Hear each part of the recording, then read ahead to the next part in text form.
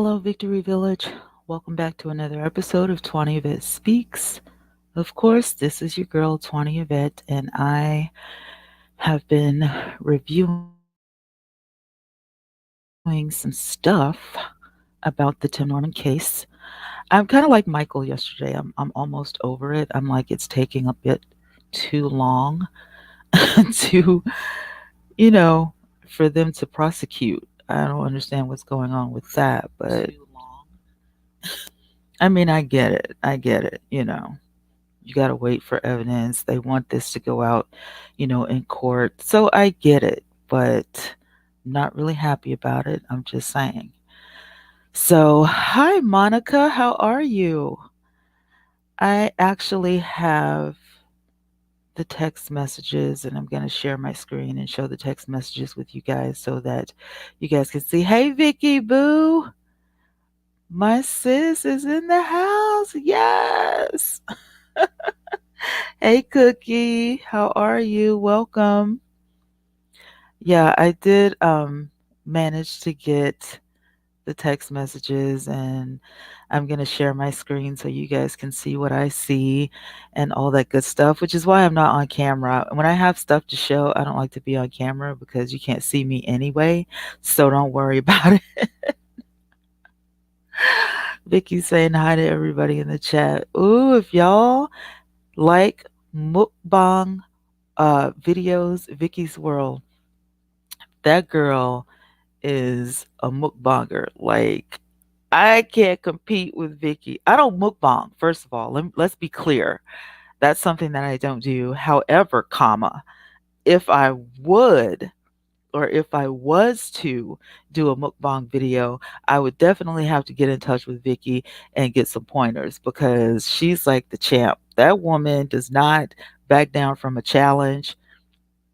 She has the funniest videos, but girl, I gotta catch up. I missed the what do you call it? The fluffy nutter? The fluff, the what is it? It's peanut butter with the fluffy stuff. Is it marshmallow? I don't know. Whatever it is, I gotta check that out. Has it aired yet? Hey Keish. Happy Scrappy. Now see y'all love my notebooks, but Happy Scrappy 45, she has some of the best notebooks on the planet. Keish. Yes, you did, girl. You caught me live. It did air. I gotta check. I'm a video behind. I had to get my beauty sleep today. Hey, Luke. I saw you on Roberto Blake's comments. You sure did. I love me some Roberto Blake. Roberto Blake is inspiration for people who do YouTube, you know? He has some really, really good information for people who want to make it in the industry. So I'm not mad at Roberto Blake at all. Love Roberto Blake. Are you almost done? Well, good, because I had an unexpected bill. So, hey, Annette, I was like, God dang it. No, it's good that you're late because I'm late too. But I can't wait to get my notebooks because I'm definitely sharing with the crowd. I gotta share it with the crowd. Hey Annette. Wynika, hey. I watched him, yo. He helped me get my 1K views on the last 3 videos. See what I'm saying? See what I'm saying? Roberto Blake. Girl, it is not even about Christmas. It's just people have been sick. And now Alabama is on the rise. I had to post today about Alabama, being on the rise for COVID. The topic of discussion tonight is those stupid text messages. I know a lot of people are saying that they hadn't seen the text messages, Miyoshi, but I was like, I'm just going to show them, so that people understand which text messages, because there are two sets of text messages, and the ones that I have are between Tim and Waiel. The other text messages were between the girl and the heel guy. Hey, Michael. Child, everything. My sinuses are still acting up, and at the same time, I don't want to go out. Laney, you're not late. I don't want to go out because it's a pandemic on the rise. They're calling it um the new virus, the new corona is what they're calling it. And I mean, it's like taking people out. Just in this state, we're in a red zone. So this is like they're about to call it and send reinforcement out here, but they said it's probably going to get worse. Um it's probably going to get worse because of Christmas. I am not opposed to shopping online. Shopping online is a beautiful thing to me. I don't have to go out. You know, um I can't do it. I'm not going out unless I absolutely have to. I get my groceries ordered. Um and the thing about it is, and then I'll shut up about it, but it pisses me off that people still go outside to this day without a face covering, without a mask. They don't carry hand sanitizer. They don't think about disinfectant spray. And yet our children are getting sick. When your kids go to the hospital, they're going, if they don't die, they're alone. Nobody's in there except for these nurses who are covered up in these suits that probably scare them to death, and nobody's thinking about this stuff. Our elderly people out here are dying. The church that I used to work at, where I was minister of music, most of y'all know I retired from there the earlier part of this year. Half of the congregation are deceased. I've been to so many gravesides because you can't have a funeral out here. They don't take you into the church anymore. They take you straight to the graveyard. And people think this is a joke. They're like, I don't have to wear a mask if I don't want to wear a mask. And I'm like, but you do, because you're affecting the rest of us who want to live to see our grandchildren grow up. You're affecting the people. The schools shut down yesterday. So now everybody's pissed off because um, I have to go to work. What am I going to do? Well, if y'all had been staying in the house, and when you do go out, if you had been, having your protective gear, then none of this would be happening. So no, there's no more public school out here in Alabama. You're gonna have to stay home with your kids. I mean, it is what it is. When you don't follow the rules, this is what happens. Mio, she says, stay safe. Yeah, it's on the rise. I got myself home, wore wonton soup. I don't go out unless it's necessary. Exactly. Happy Scrappy says, yes, that's the problem. People are not taking the virus seriously. Exactly. And so, I mean, it is what it is. So they can fuss and all of this, but y'all know where we live, these people are hard headed. I'm a second grade teacher. We are 100% virtual. See what I mean? Biden wants to open schools fully. Wait when he takes office. He's not going to open any schools. Hey, Wandering Scratcher. My sis is in the house. I miss you. Oh. All right, you guys, we got 46 people in the house. I'm so happy to have each and every one of you here, and I'm going to start sharing my screen and get right down to business because that is what we do here on the live stream show. So, what I have got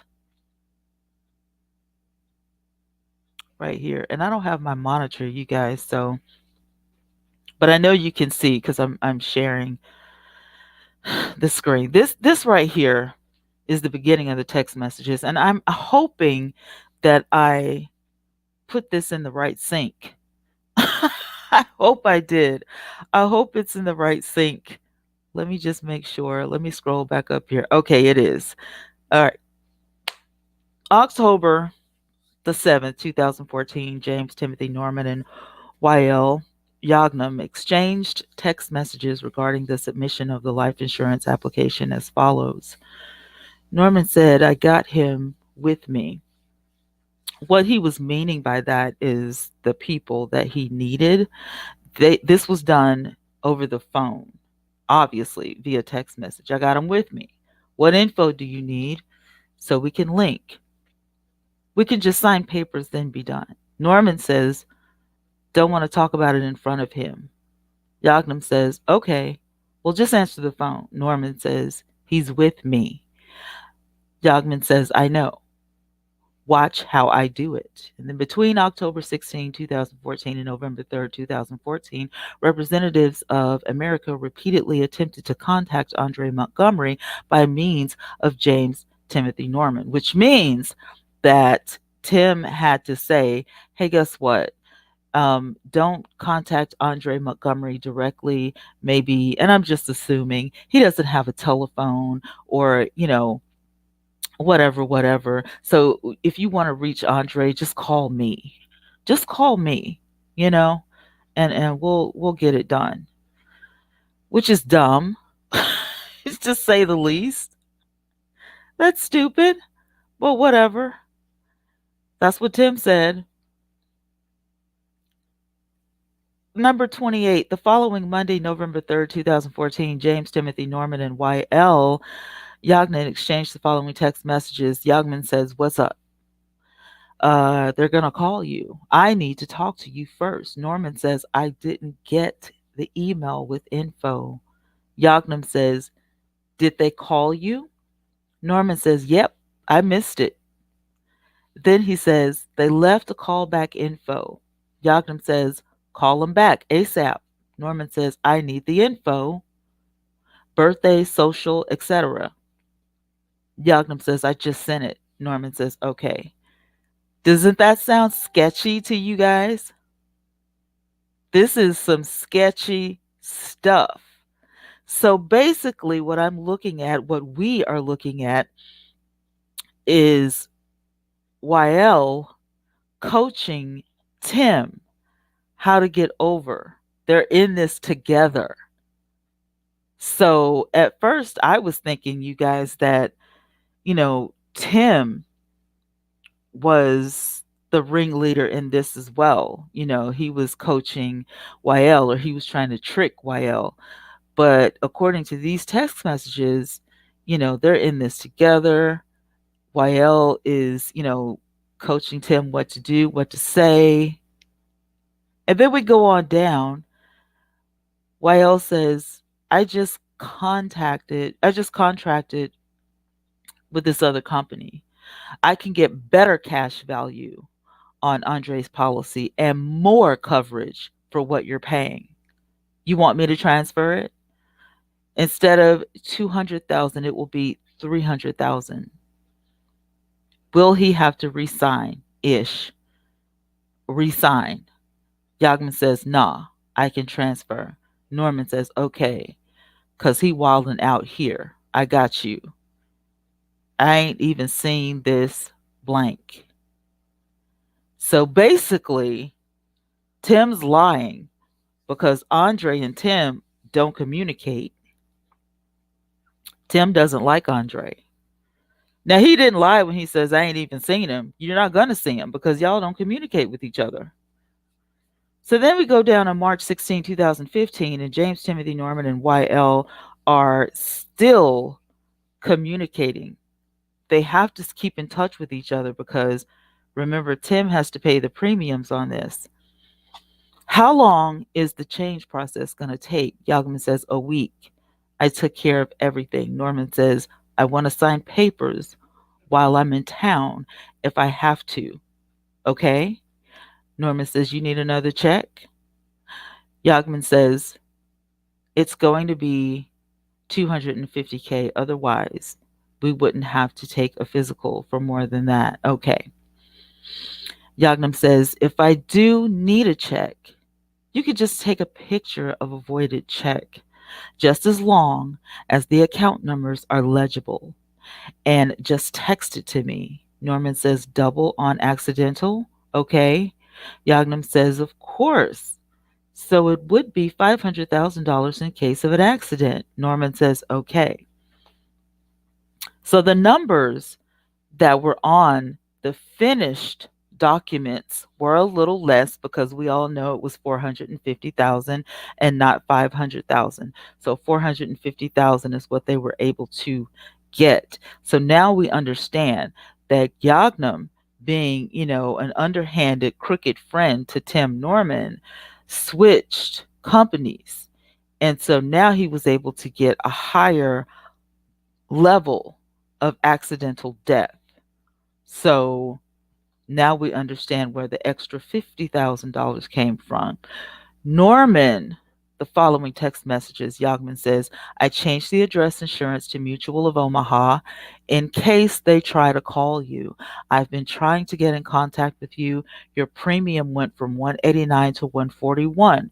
You're welcome. And if you want to make the benefit over $1 million, I could have made it happen for $300 a month. Call me, man. So they're in this together. They're conspiring together. They're scheming together. Yeah, they're doing all this. They're doing all this together. Here we go, number 85. On September 22nd, 2015, we've got some other text messages exchanged the following. Yaghnam says, Yo, we need to do the interview today. And another one with Liberty. Yaghnam says, Plan to give me 15 minutes to get this done. Bro, it ought to said you were going to do the interview for me. Norman says, Hey, can you text me the info I need? The birthday, social security number, whatever I need to answer the questions. Yaghnam says, Yeah, but I want to prep you because it's two companies. Aha! It's two companies. So if you give me 15 minutes, I promise that I'll be done. I'm going to text you everything. Norman says, Okay. I can't talk because I'm with these suit and tie MFs. I don't know who he was with, but he couldn't talk. Text messaging was limited on that day, September the 22nd. But the scheme got deep here because now you're talking about having policies with more than one company. So we understood back in the day that he may have had different policies with the same company. But here, Yaghnam identifies, yeah, but I want to prep you. It's two companies. If you give me 15 minutes, I promise it'll be done. I'm going to text you everything. Isn't that wild? So Yagman's working with two different insurance policy companies.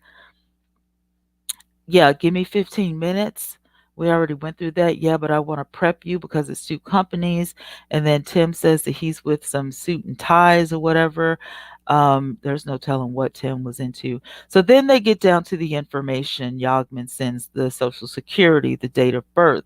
The last time you went to the doctor was in October, and all of that information. And then he says, call Mutual of Omaha at 1-800.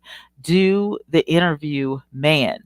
Yaghnam says, we may have to make Andre the owner of the policy, and then I'll switch names in 6 months. They won't let you be the owner off the top. Norman says, no, that ain't going to work. Don't switch the owner. Leave it alone then. He won't have to know. Yaghnam says, okay. Norman says, he might not make it 6 months, bro. I'm not kidding. So that's where that little, everybody knows about that. He may not make it 6 months. Now, we don't know if that meant because he was out running the streets and wilding out, or we don't know if he had that plot to take him out within 6 months. See what I'm saying? He's not going to last 6 months. So he's talking all this smack. Don't switch it over. Leave it alone. He won't have to know. Okay. He might not make it 6 months, bro. Not kidding. Yaghnam says, dang. You'll still be the beneficiary, just not the owner. Yaghnam says, so if he makes it 30 years, you'll get your money back. So he's saying it doesn't matter. You're still going to be the beneficiary. He says, no, that ain't going to work.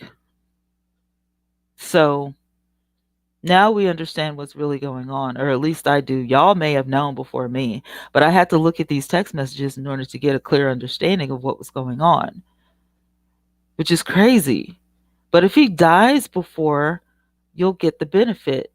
You thought I meant beneficiary instead of owner. Yeah, don't speak the lingo, Norman says. And then Yaghnam says, you can still be the beneficiary on the policies. Just make the call right quick. You guys, when I tell you this is some shady stuff, This is really, really deep. This is scary. Like, I'm not even kidding. This is some scary stuff.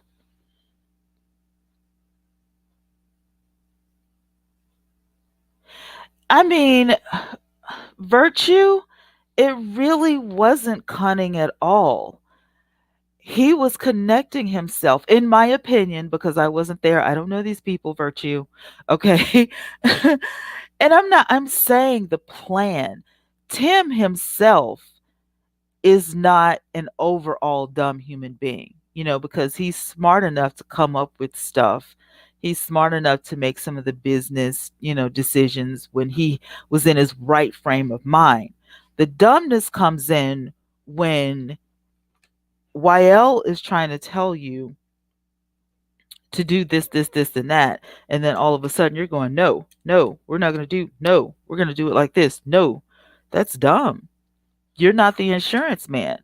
You're not listening to YL if you want this scheme to go off. And I'm just saying there are a lot of people who, look at schemes and think that they know better when you've never actually done it before, which is probably why he ended up in prison for 10 years for armed robbery. You see what I'm saying? For armed robbery, you ended up in prison for 10 years. And now you're back in prison and you probably won't get out. Keith said, well, who have to resign? Well, Andre have to resign. Remember, it's forged. Tim lied in the beginning and said, he's right here with me. He's right here with me. And Andre was nowhere to be found. Andre was nowhere to be found. Andre never was with Tim. But the text messages are saying that Andre was right there with him. That's what I was thinking, Virtue. You've got two different things going on. You've got either he's wilding out, he's smoking weed, he's, gang banging, which we have no proof of that. I don't know if he was gang banging or not, but St. Louis is not a place to where you just want to be outside and you just want to, you know what I'm saying? You want to be in the house before the street lights hit. You just don't want to be out wilding out. Maybe he meant that, or maybe, like you said, 6 months time my plan is going to go through and I'm going to end this all. What does 6 months, actually mean? And Andre did, pass away. It was 4 days before he was to see the police again. So that's just nuts. It's crazy. Somebody just said a few minutes ago, and I should have scrolled up and caught this. I don't know what Miss Robbie thinks at this point. I don't know. I don't know what Miss Robbie thinks at this point. I don't know. It's just crazy to me. I don't know.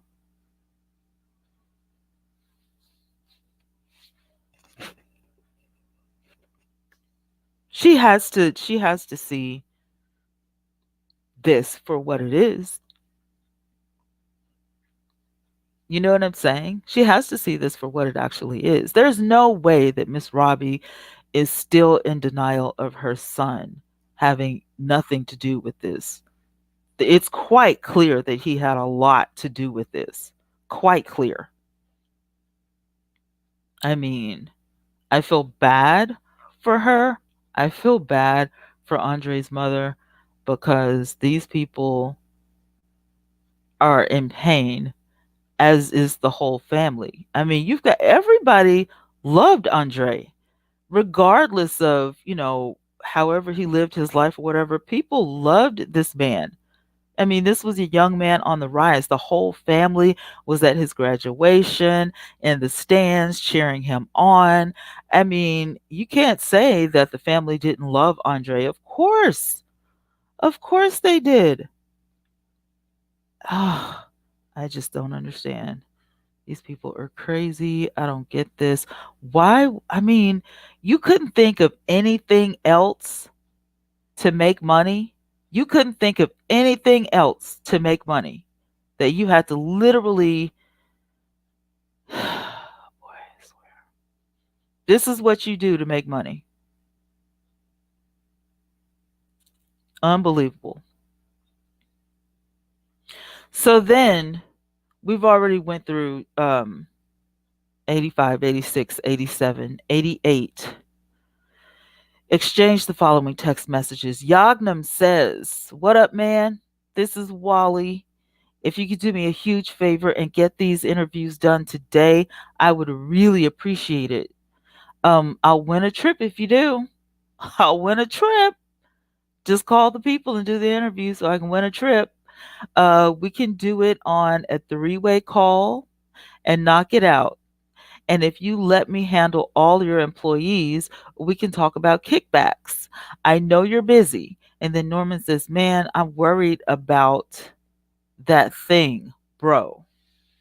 I'm worried about that thing, bro."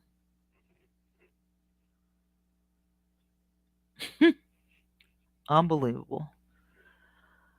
Oh boy. I can't even right now. I can't. I can't even. When I tell you this is some of the most wicked, this is wicked. I mean, this is